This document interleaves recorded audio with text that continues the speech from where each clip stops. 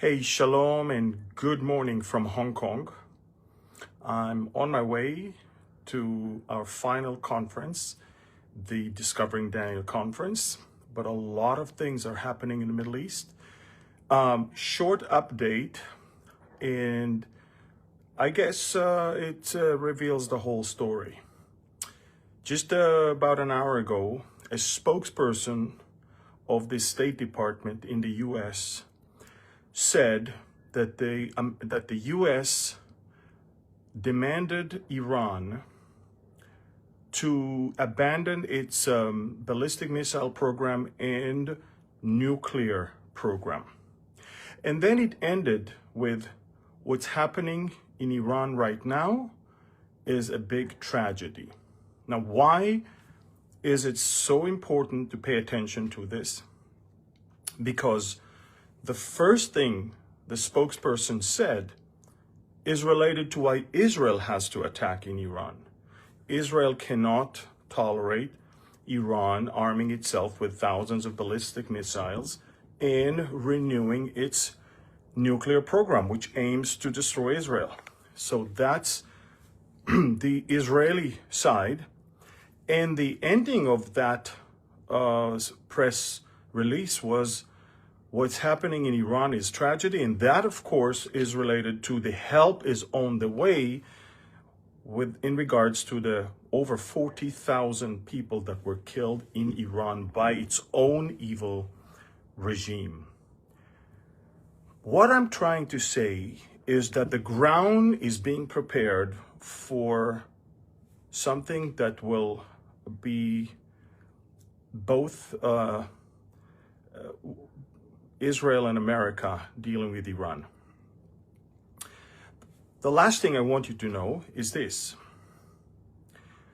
The Turkish foreign minister on TV interviews is spreading rumors that Israel is about to strike Iran first.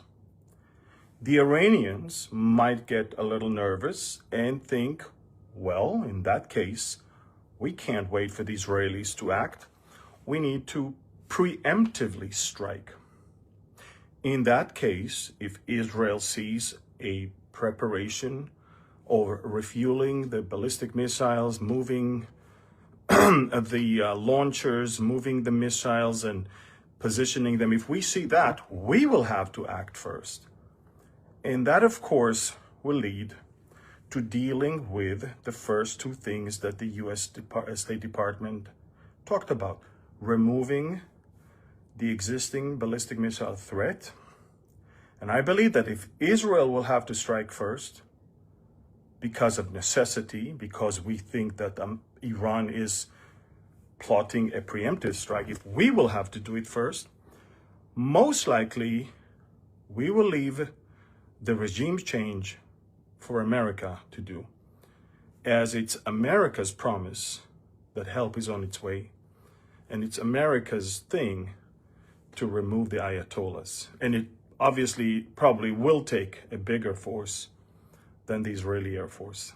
So bottom line is this: similar to the June 12-day war, when Israel was the first to attack and remove the immediate threats of the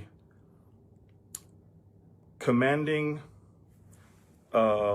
echelon of the IRGC, as well as the people behind the nuclear program and all the launchers and the missiles on the ground. And we left it for the Americans to give the final blow to the Iranian nuclear sites. Most likely, we're going to see another Israeli strike first to remove the immediate threats, and a U.S. one if America chooses to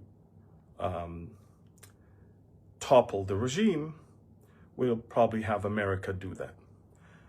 All I'm saying is this: everything we're watching right now can start with a miscalculation. The Turks are stirring the pot because they are sitting back and enjoying this whole thing.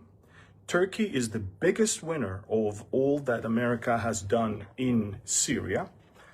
America unknowingly, or maybe knowingly, I believe it's unknowingly, cut a deal with al-Jolani and basically threw the Kurds under the bus.